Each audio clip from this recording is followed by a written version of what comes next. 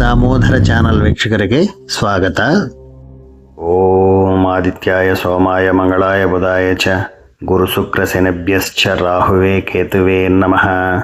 ಇವತ್ತಿನ ಈ ವಿಡಿಯೋದಲ್ಲಿ ನಾವು 2026 ಮೇ ತಿಂಗಳ ಭವಿಷ್ಯದ ಬಗ್ಗೆ ತಿಳಿದುಕೊಳ್ಳೋಣ.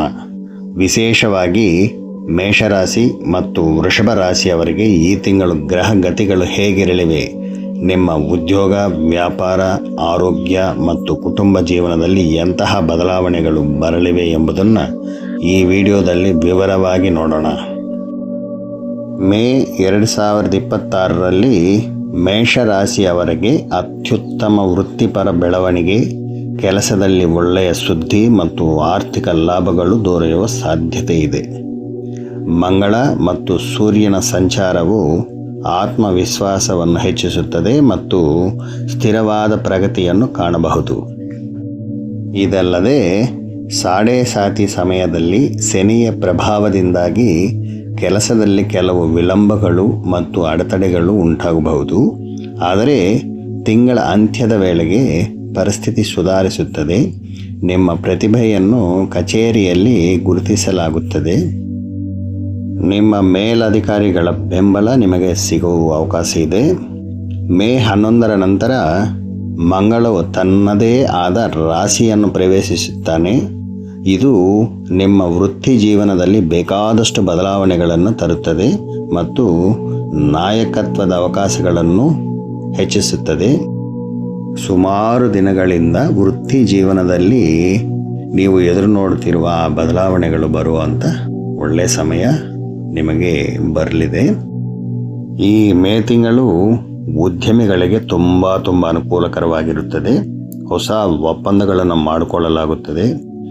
ಆರ್ಥಿಕ ಪರಿಸ್ಥಿತಿಗೆ ಬಂದಾಗ ಈ ತಿಂಗಳು ದೊಡ್ಡ ಪ್ರಮಾಣದ ಹಣವಿರುತ್ತದೆ ಮತ್ತು ಆದಾಯದ ಮೂಲಕಗಳು ಹೆಚ್ಚಾಗುತ್ತವೆ. ಕೈ ತುಂಬ ದುಡ್ಡು ಅಂದಾಗೆ.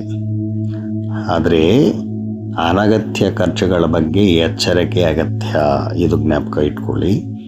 ಆಸ್ತಿ ಅಥವಾ ವಾಹನವನ್ನು ಖರೀದಿಸಲು ಅನುಕೂಲಕರವಾಗಿರುತ್ತದೆ. ಕುಟುಂಬ ಜೀವನದಲ್ಲಿ ಎಷ್ಟೇ ಸಂತೋಷ ಇದ್ದರೂ ಗಂಡ ಹೆಂಡತಿಯ ನಡುವೆ ಕೆಲವು ತಪ್ಪು ತಿಳುವಳಿಕೆಗಳು ಉಂಟಾಗಬಹುದು. ಆದ್ದರಿಂದ ಸಂಬಂಧದಲ್ಲಿ ಎಚ್ಚರಿಕೆ ಅಗತ್ಯ.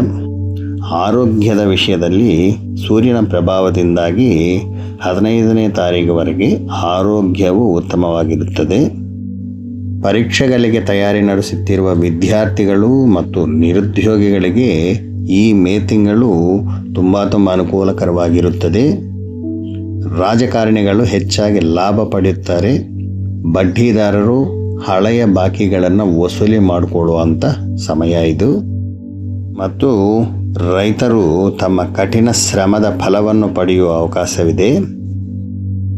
ಮೇಷರಾಶಿಯವರಿಗೆ ಸಾಡೆ ಸಾತಿ ಶನಿಯ ಪ್ರಭಾವದಿಂದಾಗಿ ತಾಳ್ಮೆಯಿಂದ ಇರೋದು, ಹಾಗೆ ಹನುಮಾನನ ಪೂಜಿಸಿದರೆ ಇನ್ನಷ್ಟು ಒಳ್ಳೆಯ ಅವಕಾಶಗಳು ಬರುವಂಥ ಅವಕಾಶವಿರುತ್ತದೆ. ನಂತರ ವೃಷಭ ರಾಶಿ. ಮೇ 2026ರಲ್ಲಿ ವೃಷಭ ರಾಶಿಯವರು ಅದ್ಭುತ ಆರ್ಥಿಕ ಪ್ರಗತಿ, ಆರ್ಥಿಕ ಲಾಭ ಮತ್ತು ವೃತ್ತಿಪರ ಬೆಳವಣಿಗೆಯನ್ನು ಕಾಣುತ್ತಾರೆ. ಸೂರ್ಯ ಮತ್ತು ಶುಕ್ರನ ಸಂಚಾರವು ಆತ್ಮವಿಶ್ವಾಸವನ್ನು ಹೆಚ್ಚಿಸುತ್ತದೆ ಮತ್ತು ಆರಾಮದಾಯಕ ಜೀವನವನ್ನು ನೀಡುತ್ತದೆ. ಮೇ 11ರ ನಂತರ ವೆಚ್ಚಗಳು ಹೆಚ್ಚಾಗುವ ಸಾಧ್ಯತೆ ಇರೋದರಿಂದ ಬಡ್ಜೆಟ್ ನಿಯಂತ್ರಣ ಅಗತ್ಯ. ವ್ಯವಹಾರ, ವೃತ್ತಿ ಮತ್ತು ಕುಟುಂಬ ವಿಷಯಗಳಲ್ಲಿ ಸಂತೋಷದ ವಾತಾವರಣವಿರುತ್ತದೆ.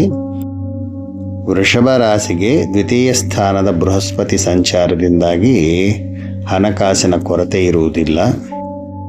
ಮೇ 15ರ ನಂತರ ಸೂರ್ಯ ಮತ್ತು ಬುಧ ಗ್ರಹಗಳು ನಿಮ್ಮ ರಾಶಿಗೆ ಎಂಟ್ರಿ ಕೊಡೋದ್ರಿಂದ ಹಣಕಾಸಿನ ವಿಷಯದಲ್ಲಿ ಯಾವ ಕೊರತೆ ಇರುವುದಿಲ್ಲ ಅನ್ನೋದಕ್ಕೆ ಇದೊಂದು ಮುಖ್ಯ ಕಾರಣವೂ ಆಗುತ್ತೆ. ಈ ರಾಶಿಯವರಿಗೆ ಕುಟುಂಬದಿಂದ ಆಸ್ತಿ ಅಥವಾ ಆರ್ಥಿಕ ಬೆಂಬಲವನ್ನು ಪಡೆಯುವ ಅವಕಾಶನೂ ಕಾಣುತ್ತಿದೆ. ಉದ್ಯೋಗಿಗಳಿಗೆ ಹೊಸ ಅವಕಾಶಗಳು ಮತ್ತು ಬಡ್ತಿಗಳು ಸಿಗುತ್ತವೆ. ಉದ್ಯಮಿಗಳಿಗೆ ಹೊಸ ಲಾಭ ಮತ್ತು ಪಾಲುದಾರಿಕೆ ಒಪ್ಪಂದಗಳು ಸಿಗುತ್ತವೆ. ಮೇ 14ರವರೆಗೆ ಶುಕ್ರ ಗ್ರಹ ಅನುಕೂಲಕರವಾಗಿರುತ್ತದೆ. ಅನಂತರ ಬುಧಗ್ರಹನೂ ಅನುಕೂಲಕರವಾಗಿರುವುದರಿಂದ ವೈಯಕ್ತಿಕ ಜೀವನವು ಸಂತೋಷವಾಗಿರುತ್ತದೆ, ಆರೋಗ್ಯ ಸ್ಥಿರವಾಗಿರುತ್ತದೆ. ಆದರೆ ನೀವು ವೇಗದ ಜೀವನದಲ್ಲಿ ಜಾಗರೂಕರಾಗಿರಬೇಕು. ಮೇ ತಿಂಗಳಲ್ಲಿ ಹೆಚ್ಚಿನ ಪ್ರಯಾಣದ ಸಾಧ್ಯತೆಯೂ ಇದೆ. ಈ ತಿಂಗಳು ರಾಜಕಾರಣಿಗಳು, ವ್ಯಾಪಾರಿಗಳು ಮತ್ತು ಕಲಾವಿದರಿಗೆ ಭರವಸೆಯಾಗಿರುತ್ತದೆ.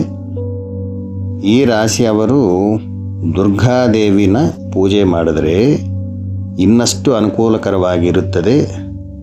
ಯಾವ ತೊಂದರೆನೂ ಬರುವುದಿಲ್ಲ ಈ ರಾಶಿಯವರಿಗೆ. ನಿಮಗೆ ಈ ರಾಶಿ ಫಲಿತಾಂಶಗಳು ಇಷ್ಟವಾದರೆ ಒಂದು ಲೈಕ್ ಮಾಡಿ. ಇನ್ನಷ್ಟು ವಿಡಿಯೋಗಳಿಗಾಗಿ ಈ ಚಾನಲ್ನ ಸಬ್ಸ್ಕ್ರೈಬ್ ಮಾಡಿಕೊಳ್ಳಿ. ನಿಮ್ಮ ಫ್ರೆಂಡ್ಸ್ಗೆ, ರಿಲೇಟಿವ್ಸ್ಗೆ ಈ ಚಾನಲ್ನ ಶೇರ್ ಮಾಡಿ. ಏನಾದರೂ ನಿಮಗೆ ಸಂದೇಹ ಇದ್ದರೆ ಕಾಮೆಂಟ್ ಬಾಕ್ಸ್ನಲ್ಲಿ ಕೇಳಿ, ಖಂಡಿತ ನಾನು ರಿಪ್ಲೈ ಮಾಡ್ತೀನಿ. ಸರ್ವೇ ಜನ ಸುಖಿನೋ ಭವಂತು. ನಮಸ್ಕಾರ.